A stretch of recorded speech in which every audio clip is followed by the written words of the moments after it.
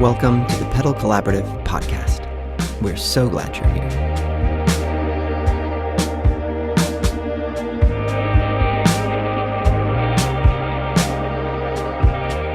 Hey, how's it going? Welcome to the first ever Pedal Collaborative podcast. My name is Alan, and I am so excited to be here with my good friend, Paul, who has been behind the scenes this whole time. Yes, I'm excited to be part of this process. It's been awesome to watch the channel grow, sort of be behind the scenes, and I'm glad both of us are coming out from behind the scenes and people now know our names. So that's a fun little thing this podcast is going to do. Oh, yeah. Yeah, and I just kind of set the stage of what we're going to do here today, as well as what the podcast is going to look like to those of you listening.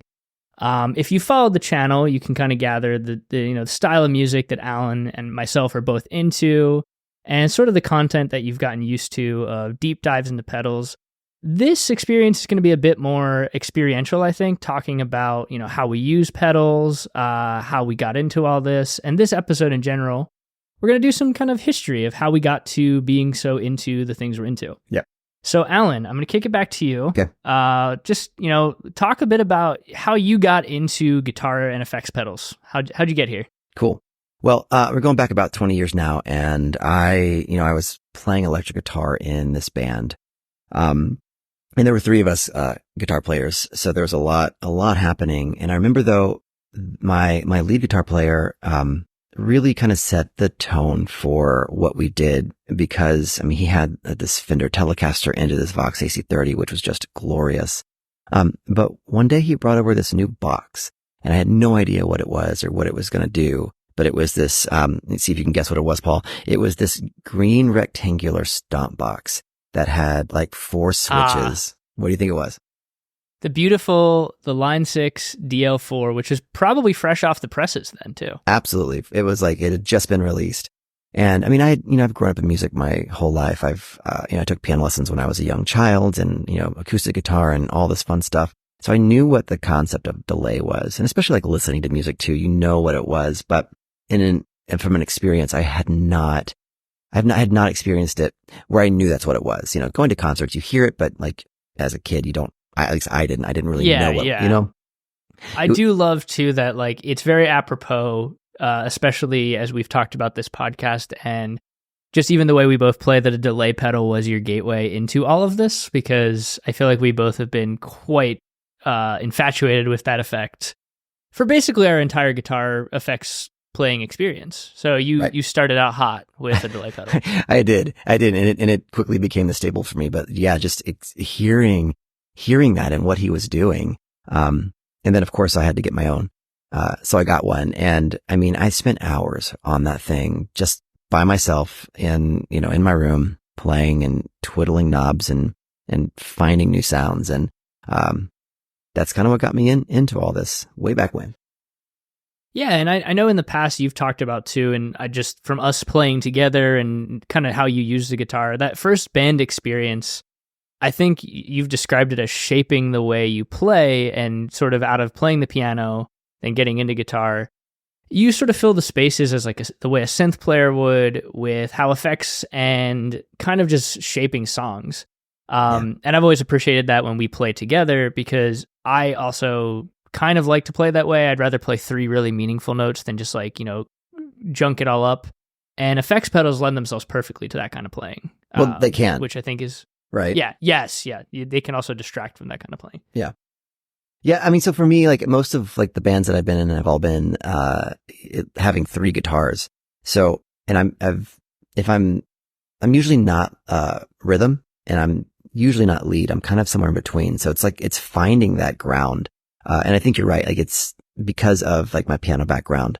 I do find myself thinking that way and almost adding that, pad-like, synth-like, character to what I play to kind of fill in that space. But that's me and, what kind of where I started. What about you? Tell us about you. Yeah. So I started playing the guitar shortly after I took piano lessons as a little kid, like a 4-year-old. And then I got a guitar when I was 13 and I dumped the piano immediately. I can play electric guitar. Okay, cool. Yeah. And then I kind of had a longer path into effects pedals just because I played for like 3 or 4 years before I got my first effects pedal, because I took lessons from a jazz guitar player. And my experience was you plug your amp in, you use the amp's overdrive channel, and there's reverb on there. And then I kind of got interested in other sounds from a couple of guys who were part of my church's leadership team from youth group from a local university. They played in a band, and they were using all sorts of effects and making really cool, like early noise rock emo music. They also introduced me to some of the bands that I like didn't know. My older sister did, but they got me deeper into stuff like Brand New, Jimmy Eat World, which we both share. Oh my gosh, yes. And so my first 2 pedals I bought were, I got a full tone full drive because I was like, I don't like the amp overdrive, and I was like, everybody seems to say this tube screamer thing's what's hot, which is funny to say. Yeah. And then I got a multi-effects Digitech RP90 because my mom got me that for Christmas. It sounded awful, was incredibly hard to use, but I got super hooked up a couple years later, where one of the guys in that band that I looked up to, the older guys, graduated from school and was like no longer going to play in the band. So he sold me his entire pedal board for $200. Wait, and that board included, yes, $200. Incredible deal in the 2000s, an incredible deal in 2020 when I list off some of the stuff here. But it came with this weird little like felt pedal board that had 9-volt slots. Definitely couldn't power a Chase Bliss pedal. Definitely wouldn't power a Strymon pedal. But it came with like kind of all your staples. There was the big get for me was the Boss DD5 because it was my first delay pedal. So you had a DL4, I had a DD5. Just incredible. The DD5 still, there's something about the DD5 that still is unique in the Boss lineup that I can't quite put a finger on, but it sounds great. It's not as controllable, and maybe that might be why I like it. Right. Because it doesn't have tap tempo internally like the newer ones do. It's just a great pedal. So yeah, DD5, a couple of the Ibanez tone locks, the DE7 and the CF7, the delay echo and the chorus flanger, a Boss BF2, an acoustic sim, a Holy Grail, and this whole set for $200 as a teenager was like I struck gold. Because now I had the ability to turn all these knobs and twist all these settings and figure out how to create some of the sounds I'd heard on albums and records, and I started to just kind of fall in love with it. And that was, for me, that was the beginning of a love affair with like just getting sounds out of things. And I think we've talked about this, but for me, I first got into it with guitar, and then more recently, in recent years, especially because I score films and short films and make podcast intros like what we're doing here, I've become obsessed with how effects work on synthesizers too, because it just adds, it's like adding modules to your synthesizers. Yes. And I already had so many from guitar, and it's incredible. Well, so that's how I got here and obsessed with this all. Speaking of synthesizers, you kind of got me hooked into those for like a hot minute, where I've always looked up to the way that you play and like your musicality. So like, I thought, I mean, if Paul's doing synthesizers, I should do synthesizers.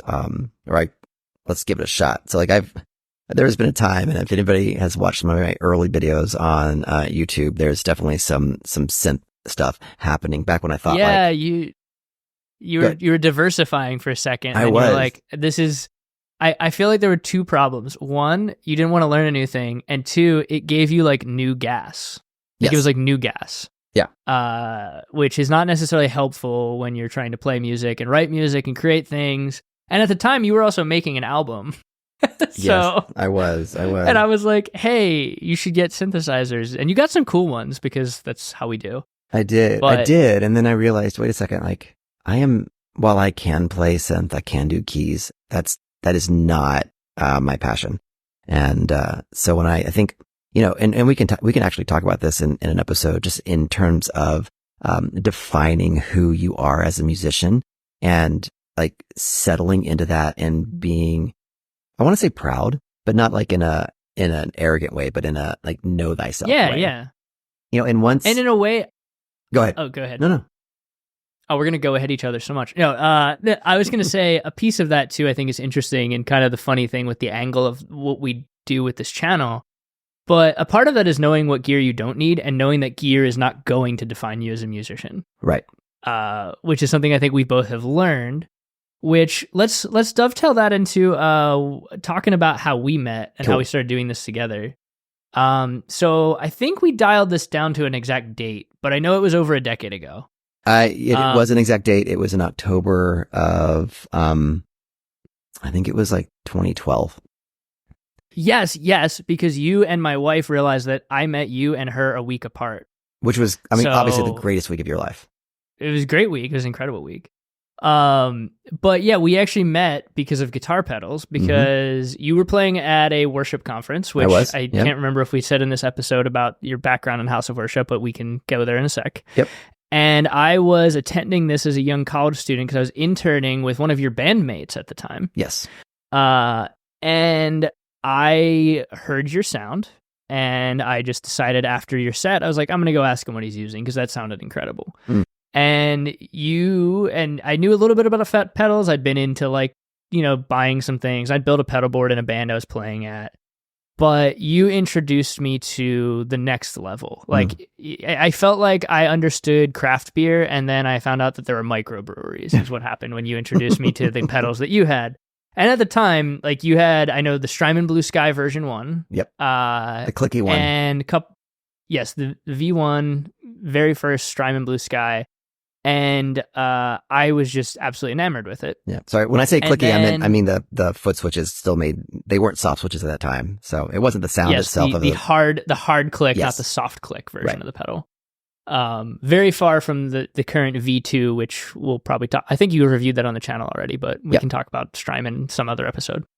And then it was cool because I met you. We talked a bit after that. I think we exchanged phone numbers, and then our mutual friend, we had lunch with a couple weeks later, and you were like, "Hey, if you want to borrow that Blue Sky and see how you like it, like, you feel free to borrow it for a few weeks." And what's funny is that kind of, if you think about it, that moment when you did that was the beginning of the pedal collaborative, of us sending pedals back and forth and talking about it and texting about it and sending each other links on Instagram. And everything started with you saying, "Hey, do you want to borrow this Blue Sky?" I never thought of it that way. It's just who you are. So it's I know. very cool. I know. Well, I didn't think about that being like this like pivotal moment in where we are today. I mean, obviously, like, But it kind of is. True. And I guess for the longest time, I'd thought about, yours and my friendship as one thing, and then, this whole pedal thing as another. But I do see how they've been intertwined this whole time. Yeah. Well, we can talk. You talk about how this has inspired us and also been to our detriment. I want to talk about that right now. Yeah, go ahead. Go ahead. Do it. I mean, as far as inspiration goes, like I think that effects pedals, for you and I, in the way that we play, they have been like stepping stones to further our creativity. For me, there's always, I do always like the next thing, and I always look for the next thing. And, Gas has hit me hard, like the entirety of my, musical journey. And you've helped tame me on that sometimes, and you've also helped fuel that sometimes. But to me, like, looking at these pedals, that they're all, and I'm looking at a bunch of them right now in my studio. They're all just, different avenues for creative exploration. So for me, it's like, I'm looking at the hologram microcosm right now, which I've had for like a year and a half, and it still perplexes me in a wonderful way. So like when I'm playing something and I'm just feeling like maybe something's missing, and I want to kind of explore what that could be, I look to the pedal world, honestly. And, whether it is something from Strymon or Chase Bliss or Maris or Hologram or, Walrus or any of these other fantastic companies, I look at them right now as really just being building blocks to my sound, which in and of itself is a great thing. It is a great thing to be able to have these at your fingertips. But, everybody probably knows the term GAS, or gear acquisition syndrome. And really it's kind of been fueled more and more now with Instagram and whatnot, because it's not just gas, but it's new gas. Oh yeah. When someone posts a cool video of a pedal you don't have, and you're like, well, I could have that sound. Yeah. Which I think I think what's cool about the channel and what you've been doing most recently, where we've been doing these LVX comparison videos that you've been putting out, and like I'll send you a text and be like, "Hey man, I have an idea. What if you took this delay pedal and you created a patch for it?" Because you've been doing that series, right? And I think what's neat about that is you're probably fueling gas in some ways. There's no way this channel isn't, because like I'm sitting here looking at the Chroma console too, which I didn't want until you made a video about it, and then No. You didn't. Well, yeah. But I brought it to you. And then it never came back to me. You did bring it over. You're like, you should try this out. And I was like, oh man, it's really good. Yeah. But what's cool is you also are kind of showing people how to maximize the pedal that they have. Yeah. And that's something I think that I've always like really like been chasing is I have had, and we'll get into this this is a good setup for what the podcast series is going to start out here. But I have always sort of had like my grounded sounds. And then when I find something that does either something that I like better, or it combines it with something more interesting, that I'm like, I have to have that pedal because I already know I can shape this. I have this in my toolkit, but what if I added this to the toolkit? Right. And I think that the way that you have been creating those Meris LVX videos and Mercury X videos is a really cool way if someone bought one of those to stave off gas of buying another reverb or delay pedal, because it's like, hey, look, you can get a lot of the sounds out of this thing. Yeah. Well, I was just responding to a YouTube comment today that came in today about I think it was the LVX.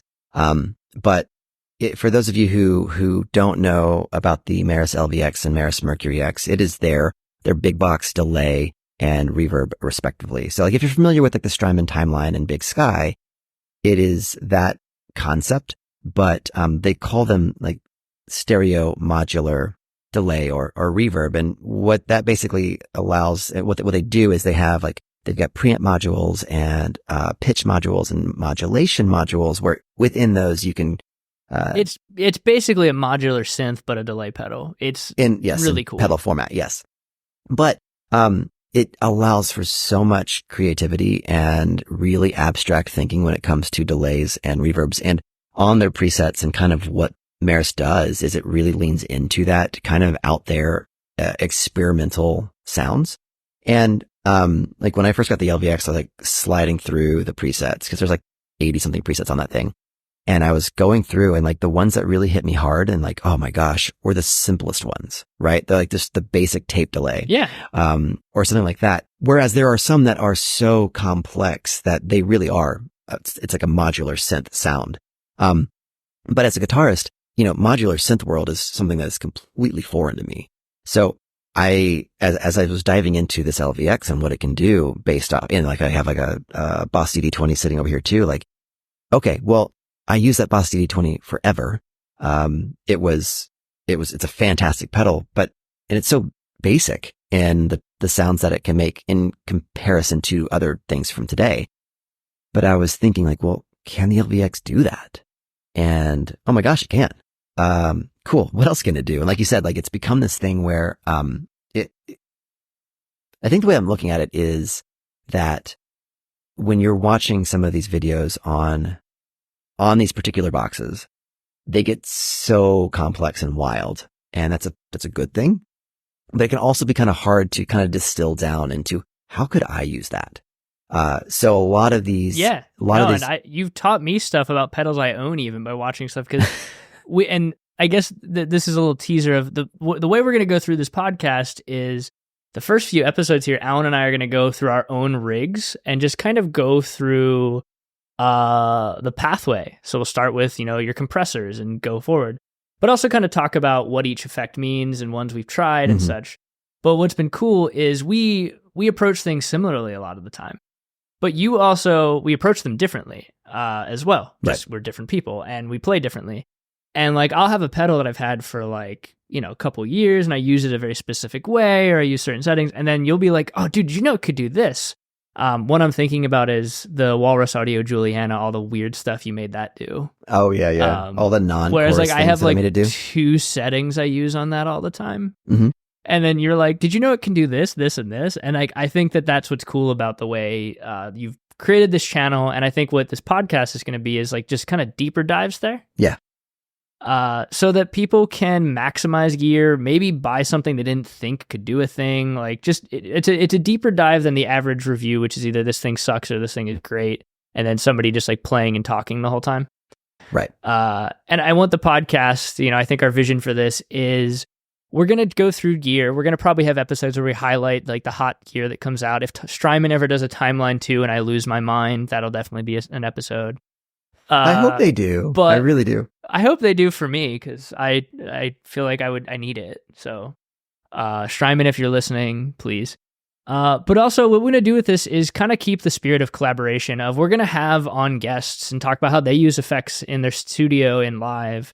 Hopefully we're going to interview some people that build pedals. We're going to have kind of just, we're going to start this out with just us talking about our, signal chain and each effect as we go through it, kind of dedicate an episode per effect. So that in the future, if people find this several years from now, they can go and say, hey, what do they think about insert thing here? And we'll have an episode about it. Yeah. But want to make this kind of in the spirit of collaboration and continue to evolve it as it goes and never be stagnant. That's kind of what I see this podcast going forward. Yeah. Anything else you want to say on that before we wrap up here? Well, I was going to say, if you are one of the commenters on YouTube that doesn't like my voice, this is probably not the podcast for you. Oh, yeah, this is a nightmare. But there are those who love your voice. So this might be for you. It might just be. Oh, and they know who they are. Yes. So no, I feel like I should have mentioned that up front. You get to hear Alan's voice more for those of you who comment about love or hate. So, and you get to hear mine for the first time ever. So maybe I can be the offset for either one. It might be. Well, I feel like people that don't like my voice, they probably stopped this, or actually they never even clicked it because they only look for my videos that don't have talking. I don't know, man. There's some people online who just like rage listen now, so we might get those. I don't mind. It's fun. Yeah, totally. Let's have fun with it. But yeah, so thanks for listening for our inaugural episode here, learning a little bit more about the men behind the camera and more voices. Next week, or whenever this comes out, our next episode will be, we're going to start with compressors, right? We're going to start at the beginning of the chain. So we'll go through our experience with compressors, what I use, what Alan uses, and what else is out there. And look forward to talking gear with you all. Perfect. Have a good one. All right. Peace.